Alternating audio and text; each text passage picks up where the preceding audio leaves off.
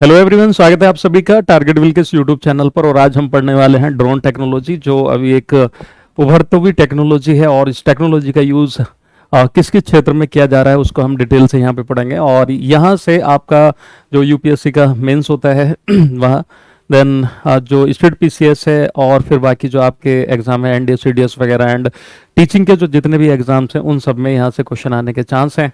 तो इसको हम डिटेल में पढ़ेंगे। एंड जो यूपी का स्पेशली जो सिक्स्थ वाला पेपर है जो जिसमें साइंस एंड टेक्नोलॉजी को खास करके यूपी से जोड़ के बताना है, तो इसमें आखिर में मैं यूपी से जोड़ करके भी इसको बताऊंगा। तो जो लोग यूपी पीसीएस का मेंस देने वाले हैं जो सितंबर में आपका 26 सितंबर से जो आपके मेंस शुरू हो रहे हैं, तो उसमें भी क्या है ये हेल्पफुल रहेगा। एंड जो बाकी एग्जाम है इंडिया के उन सब के लिए। एंड जो इस वीडियो को अगर किसी एग्जाम की तैयारी नहीं भी कर रहे हैं तो अपनी नॉलेज के लिए इसको ज़रूर देखें आखिरकार क्या है ये। और अगर ये वीडियो आपको अच्छी लगे तो सेशन के एंड में जो है कमेंट करना मत भूलिएगा। एंड ज़्यादा से ज़्यादा वीडियो को शेयर कीजिएगा ताकि ये चैनल ग्रो कर सके और मुझे मोटिवेशन यूं ही ऐसे ही मिलता रहे। तो चलिए बिना टाइम को वेस्ट किए हुए हम पढ़ने वाले हैं आज कि क्या है आखिरकार ये टेक्नोलॉजी और ये कहाँ कहाँ जो है इसका इस्तेमाल हो रहा है।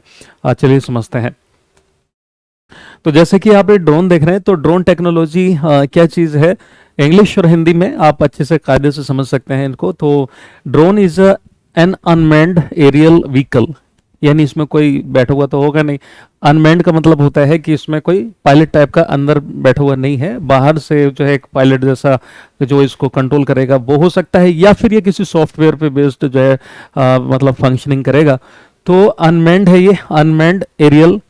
एरियल का मतलब आप सब समझते हैं कि भाई एयर में एयर व्हीकल है ये, that receive remote command from the pilot और relies on the software for autonomous flight. यानी इसको हम जो है सॉफ्टवेयर के जरिए भी क्या है इसको उड़ा सकते हैं और इसको हम कमांड दे सकते हैं, ठीक है, कि कितने वक्त उड़ना है, कितनी हाइट पे उड़ना है। इस तरह से भी सॉफ्टवेयर के जरिए भी क्या है इसको हम कंट्रोल में रख करके इससे जो मतलब हमें मॉनिटरिंग करनी है या फिर हमें जो कोई स्प्रे वगैरह करना है वो सब कर सकते हैं। तो अभी देखिएगा इसका यूज है कहाँ कहाँ पे किया जा रहा है और क्या है। तो ये क्या है, अनमैन्ड व्हीकल है जिसमें किसी पायलट के बैठने की जरूरत नहीं होती और ये बहुत छोटे से लेकर के काफी बड़ा तक हो सकता है। तो चलिए जरा इसको समझते हैं कि आखिरकार है क्या। अगर हम इसकी बात करें तो ड्रोन जो है वो कई तरह के होते हैं और बहुत छोटे से लेकर के काफी बड़े तक भी होते हैं।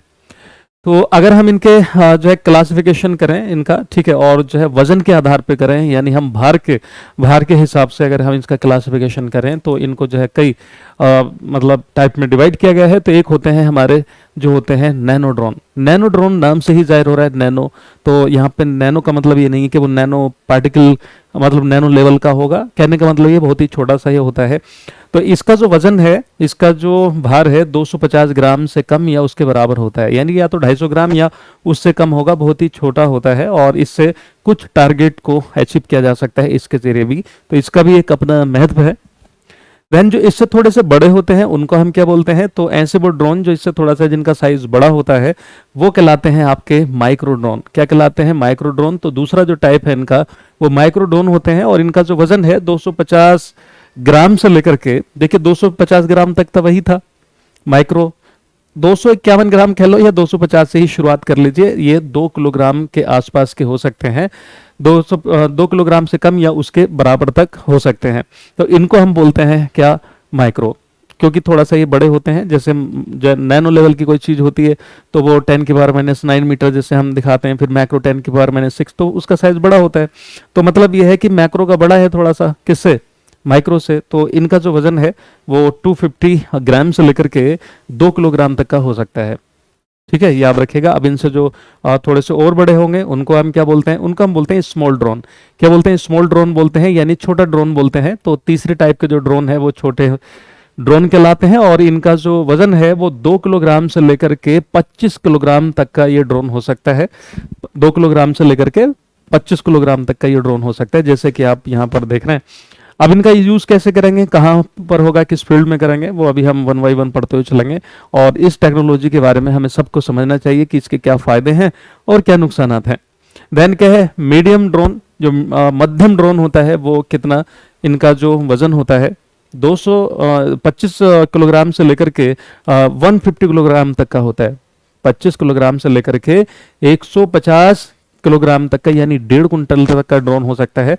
जैसे जैसे ड्रोन का साइज बढ़ेगा, इनकी जो पेलोड कैपेसिटी होगी, पेलोड का मतलब होता है कि जिस भी मटेरियल को रख करके लेकर के जाता है कोई भी व्हीकल, उसी को हम क्या बोलते हैं, पेलोड बोलते हैं। जिस तरह से जैसे हमारे लॉन्च व्हीकल होते हैं, पीएसएलवी, जीएसएलवी, तो वो जितने सैटेलाइट या उसके साथ जो रोवर वगैरह रख करके भेजते हैं, उन सबका जो वजन है, यानी लॉन्च व्हीकल के अलावा बाकी चीज को जिसको वो कैरी करके लेकर के जा रहा है, उसको हम क्या बोलते हैं, जैसे सैटेलाइट वगैरह, तो उनको हम क्या बोलते हैं, पेलोड। इसी तरह से अगर हम इसके जरिए कुछ रख करके भेजते हैं तो उसको भी हम क्या बोलेंगे, पेलोड बोलेंगे। तो जैसे जैसे इसका साइज बढ़ेगा, पेलोड जो है वो उठाने की जो इसकी कैपेसिटी है वो बढ़ती चली जाएगी, ठीक है ना। ये है, तो इसका जो वजन है 25 किलोग्राम से लेकर के 150 किलोग्राम का होता है। जो लार्ज ड्रोन है, लार्ज ड्रोन के बारे में समझेंगे। बड़े ड्रोन होते हैं और ये आप जैसा देख रहे हैं ये काफी बड़ा सा है। तो इसका जो वजन है वो 150 किलोग्राम से अधिक होता है, यानी ये 3 कुंटल तक का भी हो सकता है, 4 कुंटल तक का भी हो सकता है, 150 से अबव होगा। और जिस तरह से ये स्प्रे कर रहा है, आप देखिए बड़े बड़े जो फार्म हाउस होते हैं उन सब में स्प्रे इसी के जरिए किया जा सकता है। और इसका यूज एग्रीकल्चर टेक्नोलॉजी में, मतलब एग्रीकल्चर में बहुत ज्यादा है। तो ये थे आपके टाइप। अब हम समझेंगे कि एग्रीकल्चर के फील्ड में अगर हम बात करें कि इसका जो ड्रोन का यूज है एग्रीकल्चर के फील्ड में किस किस लिए किया जा सकता है। तो देखो, फसल की हेल्थ को इससे मॉनिटर किया जा सकता है कि भाई कोई फसल में कोई रोग तो नहीं लगा है, फसल में किसी पोषक तत्व की कमी तो नहीं है। ये कैसे डिटेक्ट करेगा, उसमें हम लगा देंगे सेंसर्स। तो जो सेंसर्स होते हैं, संवेदक होते हैं, वो डिटेक्ट कर लेते हैं। तो इसके जरिए क्या है, वो डिटेक्शन भी हो जाएगा।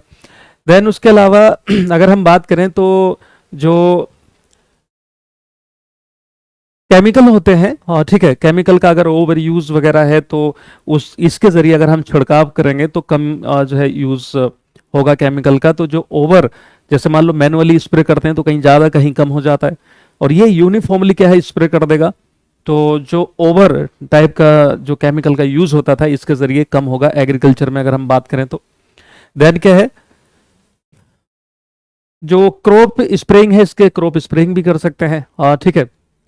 और जो वेदर से रिलेटेड चीजें हैं उसको भी हम डिटेक्ट कर सकते हैं, है ना, कि मतलब जैसे कैसा मौसम है, क्या है, उस तरह से, और कैसे कितना मॉइस्चर कंटेंट वगैरह है, क्या है, ये हम बैठे बैठे कर सकते हैं। अगर हम ड्रोन को यहाँ से भेजें तो सॉफ्टवेयर के जरिए हम यहीं से उसको जो है इंटरनेट के जरिए कनेक्ट होगा, मीलों दूर भी भेज सकते हैं इसको, ठीक है। देन उसके अलावा जो है जियो फेंसिंग कर सकते हैं, और ठीक है, फेंसिंग वगैरह की मॉनिटरिंग कर लेते हैं। जैसे चारों ओर पास से जो हम फेंसिंग कर देते हैं, तार लगा देते हैं ताकि कोई एनिमल वगैरह आकर के उसको हार्म न कर दे, तो इसके जरिए उसको भी हम देख लेते हैं किसी ने तोड़ा तो नहीं है, कुछ ऐसा तो नहीं है। देन क्या, प्लांटेशन कर सकते हैं, ठीक है, प्लांटेशन का मॉनिटरिंग कर सकते हैं इससे, ओके वो। देन क्या है, ग्रोथ मॉनिटर कर सकते हैं कि पेड़ पौधों की ग्रोथ कैसी चल रही है, तो इसके जरिए हमें पता चल जाएगा, ठीक है। क्रॉप की मॉनिटरिंग कर सकते हैं, फसल पकने वाली है कि नहीं, फसल में अभी कितना दिन लगेगा, क्या, इस तरह से कर सकते हैं। देखिए, जितना जो डेवलप कंट्रीज के लोग हैं उनके पास उतना वक्त नहीं होता कि हर वक्त जा करके खेत में रहें, तो वो टेक्नोलॉजी का यूज करते हैं। तो कई बार इन्हीं के जरिए क्या है, मॉनिटरिंग करते हैं। देन क्या, सोइल फील्ड एनालिसिस कर सकते हैं, मॉइस्चर का इससे में क्या है, सेंसर लगा देंगे हम ड्रोन में, उसके जरिए पता चल जाएगा कि कितना कंटेंट है, मॉइस्चर का कंटेंट कितना है, अब इसमें कब इरिगेशन करना है, ये सारी चीजें भी इससे पता चल जाती हैं। और देन लाइव स्टॉक जो मैनेजमेंट है, जो जानवर पालते हैं, जो पशुधन होता है, ओके, उस सब का भी जो है इससे मॉनिटरिंग की जा सकती है, ओके, ये सब है। तो इसका जो एग्रीकल्चर में अगर हम बात करें तो काफ़ी यूज़ है, और हम अभी एग्रीकल्चर फील्ड में ही देखने वाले हैं। तो हम यहाँ पे बात करेंगे कि ड्रोन टेक्नोलॉजी इन एग्रीकल्चर। तो अभी आपने जो ये जितने यूज़ देखे, अब इसका यूज जो है मिलिट्री फील्ड में भी हम कर सकते हैं, ठीक है, एनवायरमेंट के फील्ड में भी कर सकते हैं, और एग्रीकल्चर के फील्ड में भी कर सकते हैं। तो बेसिकली अभी जो इसका सबसे ज़्यादा इस्तेमाल हो रहा है वो एक तो मिलिट्री पर्पज के हिसाब से, डिफेंस के लिए, और उसके साथ साथ जो है एग्रीकल्चर में बहुत बड़ा यूज़ है, इसका बहुत बड़ा इस्तेमाल है। तो the use of drone in almost every sector, देखा जाए तो लगभग सभी सेक्टर में इसका इस्तेमाल हो रहा है, of the economy is growing fast, but drone usage in the agriculture industry is booming. अगर हम बात करें एग्रीकल्चर इंडस्ट्री में, तो एग्रीकल्चर इंडस्ट्री में इसका बहुत बड़ा क्या है, यूज है। The information gathered by drone on farms is often use to better inform agronomic decision and it's part of the system generally referred to as precision agriculture। तो देखिए इसका जो इस्तेमाल है क्या है, सटीक कृषि के लिए किया जाता है। सटीक कृषि के लिए किया जाता है कहाँ पर कितना फर्टिलाइजर यूज करना है, क्या करना है। तो इससे क्या है कि बहुत ही अच्छे से बेहतर ढंग से हम जो है फसल उगा सकते हैं और जो फूड सिक्योरिटी है देश की उसको क्या है इससे मतलब मैनेज किया जा सकता है। क्योंकि आने वाले समय में अगर देखा जाए तो पानी को लेकर के बहुत किल्लत होगी और उसके साथ साथ फूड क्राइसिस भी आएगी। क्योंकि जिस तरह से पॉपुलेशन बढ़ रही है, जिस तरह से जनसंख्या बढ़ रही है, लैंड एरिया खत्म होता चला जा रहा है। और वैसे भी इंडिया में अगर देखा जाए तो पर कैपिटा जो लैंड एरिया है बहुत कम है। तो उस हिसाब से अगर देखा जाए तो हमारे देश में भी इस टेक्नोलॉजी को अपनाया जा रहा है। और यूपी में देखा जाए तो अगर मैं यूपी की बात करूं तो काफ़ी इसमें इसका जो है इस्तेमाल करने की बात की जा रही है कि फ्यूचर में इसका जो है एग्रीकल्चर प्रोडक्शन में काफ़ी रोल रहेगा। तो एग्रीकल्चर के फील्ड में इसका इस्तेमाल किया जाएगा पूरे ही भारत में, ठीक है, इसको बढ़ावा दिया जाएगा। एप्लीकेशन की अगर हम बात करें तो जो कृषि के क्षेत्र में इसके क्या क्या अनुप्रयोग हैं, क्या कहाँ क्या क्या कर सकते हैं। तो crop and soil health monitoring जैसा भी हमने पढ़ा, तो फसल और मिट्टी के स्वास्थ्य की निगरानी कर सकते हैं, सिंचाई का आकलन कर सकते हैं और जो है समय निर्धारण कर सकते हैं कि तब सिंचाई की जरूरत पड़ेगी। एक बार सिंचाई कर दी, अब मान लो बाद में हमने इससे ड्रोन से मॉनिटरिंग करके देखी तो इससे ये पता चल जाएगा कि हाँ अगली सिंचाई जो है कब करनी है, कितने दिन और भी बर्दाश्त कर सकते हैं। देन क्या है, requirement and efficacy assessment of fertiliser and pesticide spraying, उर्वरक एवं कीटनाशक छिड़काव की आवश्यकता एवं प्रभावकारिता का आकलन किया जा सकता है कि भाई जो है इससे छिड़काव कर सकते हैं, हम स्प्रे करा सकते हैं। नैनो यूरिया आता है आजकल लिक्विड फॉर्म में, उसका स्प्रे करा सकते हैं। देन कितना इन चीज़ों ने, पेस्टिसाइड ने और फर्टिलाइजर ने कितना असर किया उसका भी क्या है इससे मॉनिटरिंग की जा सकती है। देन एंटी लोकस्ट जो ऑपरेशन होता है, जैसे टिड्डी रोधी अभियान, एक बार अभी लॉकडाउन के दौरान आपने सुना होगा, न्यूज़ में देखा होगा कि वो पाकिस्तान में और इंडिया के कुछ जो पाकिस्तान के एडजॉइनिंग एरियाज हैं उनमें भी लोकस्ट का अटैक हुआ था, टिड्डी का अटैक हुआ था। देखिए जो टिड्डा होता है वो ग्रास ऊपर होता है, वो गोरगेरियस पेस्ट नहीं होता। जो टिड्डी होती है वो गोरगेरियस पेस्ट होती है, यानी झुंड में अटैक करती है, झुंड में चलती है तो फसल को तबाह कर देती है। तो कई बार वहां पर खड़े होकर के इतना ज्यादा अटैक जैसा होता है कि आप खड़े नहीं हो सकते, टिड्डियों में इतना ज्यादा आके मुंह पे लगेंगे वो, है ना। कई बार तो आंखों से दिखना बंद हो जाता है, इतना जोर जोर से चोट मारती हैं। तो इसके जरिए हम क्या है उसको जो एंटी जो लोकस्ट ऑपरेशन है वो चला सकते हैं। इसमें कुछ ऐसे केमिकल रखे जाएं जिसे स्प्रे कर दिया जाए वहां पर, तो छिड़काव कर दिया जाए। ऐसे ट्रैंकुलाइजर्स वगैरह का यूज कर लें या कोई नशीली ऐसी दवाइयाँ, मतलब नशीला इन द सेंस मतलब वहां पर कि वो तो, या फिर पेस्टिसाइड टाइप का ऐसा कर लें कि हाथों हाथ लोकस्ट मर जाए। तो ये भी फसल के असर को, फसल पे जो असर आ रहा है टिड्डी का, उसके अटैक को मतलब जो है उसका विरोध किया जा सकता है। क्रॉप आउटपुट एस्टिमेट कर सकते हैं, क्रॉप कितनी होने वाली है इस बार उसका पता इससे लग जाएगा। कैसे, इसमें जो है सेंसर्स लगे होंगे, कैमराज, ये सब, उसके जरिए हमें पता कर सकते हैं कि फसल कैसी है। फोटोग्राफी से, वीडियोस से देख करके अंदाजा लगा लेंगे कि हाँ इस बार इसमें इतनी फसल होने वाली है। Then river and canal erosion, जो नदी है और नहर का जो कटाव है वो देख सकते हैं कि कितना इरोजन हो रहा है। उसके साथ साथ पुनर्स्थापन ट्रैकिंग कर सकते हैं कि रेस्टोरेशन कितना हो रहा है। रेस्टोरेशन का मतलब होता है दोबारा से किसी चीज़ को फिर अपनी पोजीशन में लाना। अगर कुछ ऐसे प्रोजेक्ट वगैरह कुछ है तो इसके जरिए क्या है मॉनिटरिंग की जा सकती है। देन क्या है, इंश्योरेंस क्लेम सर्वे किया जा सकता है, बीमा दावा सर्वेक्षण। अब इसका यूज जो है गवर्नमेंट भी कर सकती है कि कोई कहे कि हमारा इतना फसल खराब हो गई, क्या वो सच बोल रहा है कि नहीं, तो इसको गवर्नमेंट भी करवा सकती है या जो बीमा कंपनी है वो भी करवा सकती हैं, ठीक है। और इसके ज़रिए क्या है जो किसान है वो भी एक अपना दावा पेश कर सकता है, ठीक है। तो ये भी है, तो इससे क्या है क्लैरिटी आएगी। उसके अलावा आप देखेंगे कि इन्वायरमेंट के फील्ड में अगर हम बात करें तो इन्वायरमेंट के फील्ड में भी इसके बहुत यूज़ है। Monitoring of the forest and wild life, इसके जरिए वनों एवं वन्य जीवों की क्या है निगरानी की जा सकती है, मॉनिटरिंग कर सकते हैं हम, ठीक है। उसके अलावा जो सीड वॉल, सिंचाई और वास्तविक समय की निगरानी के माध्यम से वनीकरण, तो कितना फॉरेस्टेशन हुआ है ना, और कब जो है सिंचाई करनी है, कब क्या है, ये सारा इससे पता चल जाएगा। और रियल टाइम मॉनिटरिंग पता चल जाती है कि भाई वास्तव में अभी कितना ग्रोथ हुई है किस चीज़ की, कितना उसमें डिस्ट्रक्शन हुआ है, कितना ये है जो है ना, मतलब एक रियल सिचुएशन का पता चलता है। अवैध शिकार विरोधी कार्यवाही कर सकते हैं। ठीक है, जो एंटी पोचिंग एक्शन है वो लिया जा सकता है। जो गैर कानूनी तरीके से एनिमल प्लांट से मिलने वाली चीज़ों को तस्करी करते हैं, बेचते हैं उसको ले जा करके, ठीक है, तो वो उसको भी रोका जा सकता है इससे, या फिर उसकी मॉनिटरिंग तो एटलीस्ट की जा सकती है। देन फिर नए जो मतलब कुछ ना कुछ इम्प्रूवमेंट किया जा सकता है रोकने के लिए। या देन प्रदूषण मूल्यांकन और साक्ष्य एकत्र करना, इसके जरिए जो प्रदूषण है, नदी में प्रदूषण कितना हो रहा है, सॉइल प्रदूषण कितना हो रहा है, ये सब भी इससे पता किया जा सकता है।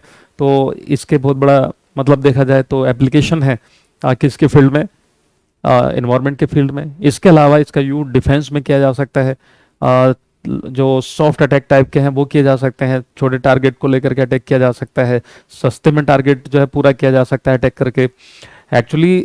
तो ये सब जो है अभी इसके फायदे आप देख रहे हैं, फिर इसके नुकसान पे हम डिस्कस करेंगे। Challenges associated with the drone, अब ड्रोन को लेकर के काफ़ी चैलेंजेस हैं। एक तो देखो क्या है कि भाई सेफ्टी ऑफ द पब्लिक, जनता की सुरक्षा। कई बार ऐसा भी होता है कि इसका जो है एक्सीडेंट हुआ, मतलब एक्सीडेंट का मतलब क्या होता है, खुद ही से खराब हो गया या किसी से टकरा गया, तो पता चला ये नीचे आके गिरा और पब्लिक में आकर के कहीं गिर गया, तो जान माल की हानि हो सकती है, खास करके जान की तो हो ही सकती है। लेकिन क्या है, ये कई बार कीमती चीज़ों में आकर के टकरा गया तो उसमें भी जा करके दिक्कत हो सकती है, नहीं? तो ये है, तो इससे क्या है कि जनता को घायल कर सकता है और ये आकर के गिर गया। तो कई बार ऐसा हुआ है कि जो सैन्य ड्रोन होते हैं, ओके, जो ये मिलिट्री के ड्रोन हैं, कई बार गिरे हैं ऐसे, और बहुत से हादसे हुए हैं इसकी वजह से। तो हादसा हो सकता है इसकी वजह से, ठीक है, तो भारी नुकसान की आशंका रहती है इससे। देन क्या है, इंक्रीज ड्रोन अटैक, ड्रोन हमलों में क्या होगा, वृद्धि होगी। अगर इससे अटैक करने लगेंगे तो बहुत ज़्यादा अटैक का जो है चांसेस बढ़ जाएंगे। तो ड्रोन पारंपरिक हथियारों की तुलना में अपेक्षाकृत क्या है, सस्ते हैं। अगर जैसे नॉर्मली अटैक किया जाता है उसकी तुलना में देखा जाए तो ये काफ़ी सस्ते हैं। अब जब सस्ते होंगे तो ज़्यादा अटैक होने की संभावना बनेगी, फिर भी है ना, कहीं अधिक विनाशकारी परिणाम प्राप्त कर सकते हैं। सस्ते होते हुए भी महंगे वाले अटैक से, जैसे एक कंट्री दूसरी कंट्री पर अटैक कर रही है या है ना, इस तरह से सस्ते होते हुए भी उनसे ज़्यादा अच्छा ये अटैक जो है कर सकते हैं। तो इस तरह से अगर देखा जाए तो ड्रोन हमलों की जो संख्या है वो बढ़ सकती है। इसके अलावा क्या होता है, सामूहिक विनाश हथियार की डिलीवरी हो सकती है, इसके द्वारा मास डिस्ट्रक्शन हो सकता है, बड़े लेवल पे जो है किसी पे अटैक किया जा सकता है इसके ज़रिए। तो लड़ाकू जो ड्रोन होते हैं, लड़ाकू ड्रोन होते हैं जो मिलिट्री के पास होते हैं, लड़ाकू ड्रोन सबसे खतरनाक होते हैं क्योंकि इनका उपयोग सामूहिक विनाश हथियार पहुंचाने के लिए किया जा सकता है। कॉम्बैट ड्रोन्स यानी जो लड़ाकू ड्रोन होते हैं सबसे ज़्यादा खतरनाक होते हैं, most dangerous as they can be use और deliver weapons for the mass of mass destruction. तो ये क्या है, जो वेपन्स हैं, हथियार हैं, उनको ले जा सकते हैं और बड़े लेवल पे क्या है, विनाश का कारण बन सकते हैं। ठीक है, एक ये। उसके अलावा हम समझेंगे कि यूज इन अटैक, हमलों में उपयोग किया जा सकता है इनका। तो the potential use of the drone in a terrorist incident, तो टेररिस्ट भी इसके क्या है, अटैक के लिए इसका इस्तेमाल कर सकते हैं। और attack against a critical infrastructure and soft target, a growing concern for law enforcement agency world wide. तो ये जो मतलब थोड़ा सा जो हम कहेंगे कि आसान से लक्ष्य होते हैं, सॉफ्ट टारगेट होते हैं, जो जिनका मतलब बहुत ज़्यादा हार्ड लेवल पे ना हो, मतलब दूर ना हो इस तरह से, तो उन पे क्या है, अटैक किया जा सकता है इसके जरिए। ओके, तो एक ये भी चिंता का विषय है। देन सेफ्टी ऑफ ड्रोन, अब आ जाती है इसकी ड्रोन की सुरक्षा खुद की, सेफ्टी ऑफ ड्रोन। इसका मतलब ये है कि ऐसा भी हो सकता है कि कोई जीपीएस के थ्रू आपने इसको मतलब जो है इंटरनेट के जरिए आपने इसको जो है कनेक्ट कर दिया, पता चला कि किसी इलाके में गया और या वहीं पर या किसी इलाके में कोई हैकर है, उसने उसको जैम कर दिया जीपीएस को, और पता चला कि उस ड्रोन को उतार लिया, या फिर उस पर रखा हुआ जो पेलोड है, उस पर रखा हुआ जो कुछ रख करके भेजा है उसको भी लूट लिया और ड्रोन को भी रख लिया। तो पता चला कि इससे बहुत सा नुकसान हो गया। तो हमें ज़रूरत है कि जो है एंटी हैकिंग टाइप का जो है कुछ सॉफ्टवेयर डेवलप करना पड़ेगा इसमें। तो अभी ये ग्रोइंग फेज में है, तो एक ये इसका ड्रॉबैक हो जाता है ना, चैलेंज है इसके लिए।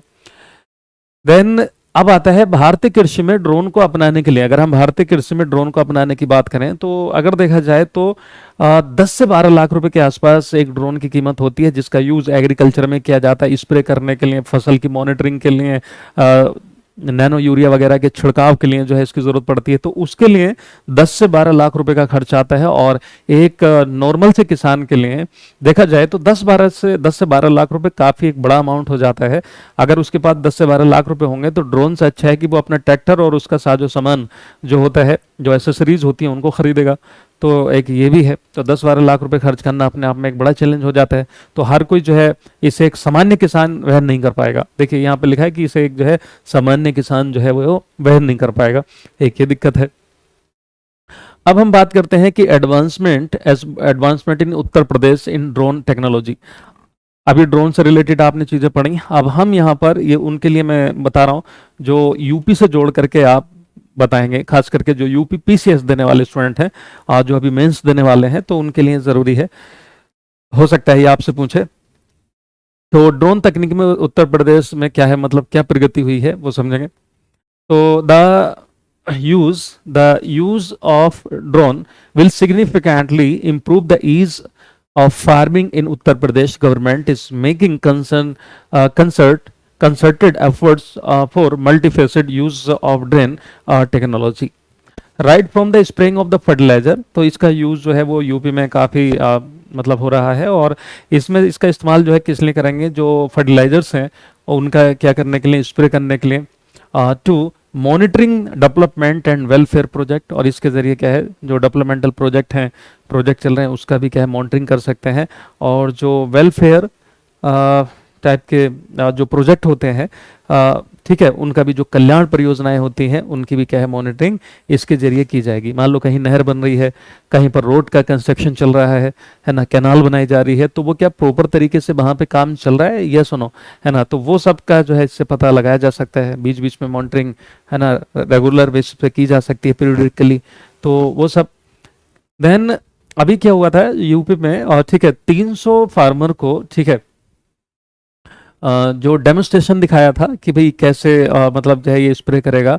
और इसमें क्या था कि ड्रोन यात्रा लखनऊ तक जो है वो पहुंची थी, लखनऊ यात्रा है ना, लखनऊ में ड्रोन यात्रा। ओके, तो इसका डेमोस्ट्रेशन हुआ, नई टेक्नोलॉजी है तो किसानों को इसको दिखा करके है ना इसको समझाना होगा, डेमो दिखाना होगा, कैसे यूज करेंगे, क्या फायदा है, कितना टाइम बचाएगा, कैसे इकोनॉमिकली फिजिबल होगा, वो सारा, ठीक है। तो जबकि ड्रोन यात्रा उन्हें इस महत्वपूर्ण तकनीक से अवगत कराने के लिए लखनऊ पहुंची।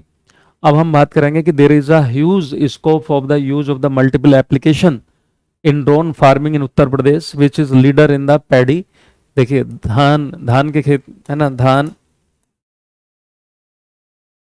धान गेहूं बाजरा बारले और जो है ना ये जो अनाज है, तो धान गेहूं बाजरा जो आदि अनाजों में अग्रणी उत्तर प्रदेश, इन मामले में क्या है उत्तर प्रदेश जो है अग्रणी है, आगे है। तो मैं ड्रोन खेती जो ड्रोन खेती में कई अनुप्रयोगों के उपयोग की बहुत ही क्या है बड़ी गुंजाइश है।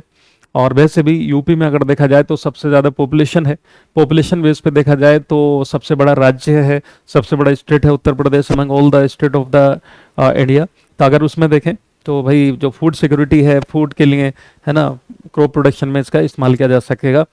तो अगला जो सेशन होगा हमारा, ओके, जो तैयारी कर रहे हैं और आगे बढ़ना चाहते हैं, तो अगले वाले सेशन में हम जो है डिस्कस करेंगे किसका, सोलर टेक्नोलॉजी इन एग्रीकल्चर। ठीक है, तो कैसी लगी आप लोगों को ये वीडियो, अभी भी हम डिस्कस कर सकते हैं इसको, लेकिन वीडियो बहुत ज़्यादा लंबी हो जाएगी, तो इसलिए मैं सेशन को यहीं पर रोक रहा हूँ। अगली क्लास में हम जो है यहीं से आगे डिस्कस करेंगे, या फिर अभी बीच में कुछ मल्टीपल चॉइस टाइप के क्वेश्चन लेकर के मैं आऊँगा, तो वो सब हम देखेंगे। तो इसी तरह से और भी टेक्नोलॉजी पढ़ने के लिए, साइंस एंड टेक पढ़ने के लिए, disaster management, ecology environment, general science में फिजिक्स केमिस्ट्री बायोलॉजी पढ़ने के लिए जुड़ सकते हैं आप मेरे साथ। और नीचे टेलीग्राम वगैरह की जो सब्सक्रिप्शन में लिंक दी हुई है, सॉरी डिस्क्रिप्शन में जो आपकी लिंक दी हुई है उसको आप देख लें और वहाँ से जुड़ सकते हैं आप मेरे साथ टेलीग्राम पर, और ये आपको पीडीएफ टेलीग्राम पर मिल जाएगी। तो अभी के लिए इतना। कैसी लगी क्लास आप लोग कमेंट बॉक्स में बताइएगा ज़रूर। अभी के लिए इतना। जय हिंद, जय Bharat, bye bye, take care.